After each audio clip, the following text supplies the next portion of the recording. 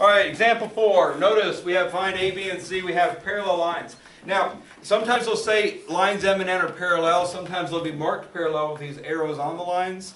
Okay, parallel lines cut by a transversal. This guy here is a transversal. The official definition of a transversal is one line that intersects two or more lines. The only place transversals are really important to us in math is when they intersect parallel lines. So typically when you see a transversal, you'll see it intersecting through parallel lines. All right. When transversals intersect parallel lines, intersect parallel lines. We'll watch the video later on. I think I said insect, but I meant to say intersect parallel lines. Two angle measures are created.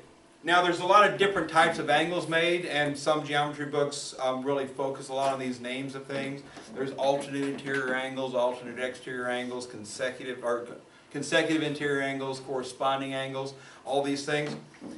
The four angles inside the parallel lines are considered to be interior angles. The four angles outside the parallel lines are considered to be exterior angles. So these four angles up here and down here are exterior, interior, interior. Okay? Alternate means on opposite sides of the transversal. So if I say alternate interior angles, this guy and that guy would be alternate interior angles. Alternate opposite sides, interior, inside. Alternate exterior angles, same idea. This one, go on the other side of the transversal, that one. Okay? Alternate interior angles are equal. Alternate exterior angles are equal to each other. Okay? When they say consecutive interior angles, consecutive on the same side of interior inside. So these guys are consecutive interior angles. Those add up to 180. Corresponding angles. If I imagine I'm at this point and I'm at that point. If I go the same directions, right and up, corresponding angles.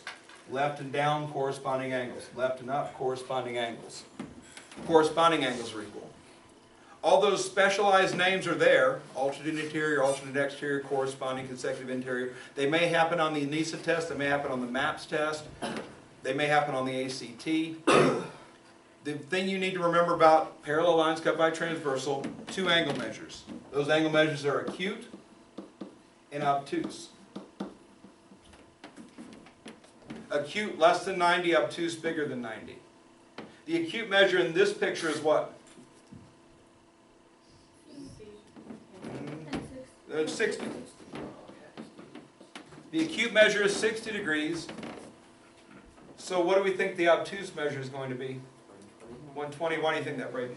Because 60 plus 120 equals 180. Okay. If we take a look at any one of these things, here's an obtuse angle, here's an acute angle, right? The acute and the obtuse make a straight line. So they should add up to 180, like Braden said. So 60 plus A in this case is equal to 180. So we know that A is equal to 120. Once I've established in a parallel lines cut by transversal problem the measure of every acute and obtuse angle, then I just have to determine what kind of angle each thing is to find the answers, right? So, what kind of angle is C? C is acute because it's less than 90. 90 is a straight up and down L like this. Acute is less than that. Obtuse is bigger than that. So it's very easy to tell. C is less than 90 degrees, so C is acute, so C must be 60 degrees. What kind of angle is B? Obtuse. Obtuse. We can see very clearly angle B right here opens up to bigger than 90 degrees. B is obtuse. The obtuse measure is 120. How big is A? Obtuse. Obtuse, we already figured out A over here, so A is 120. And just like that, we got our answers.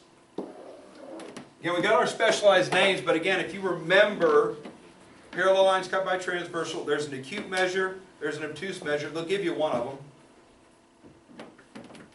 They gave us 60 that time. You can very easily find the other one, then you just have to identify them as acute or obtuse to find the rest of them.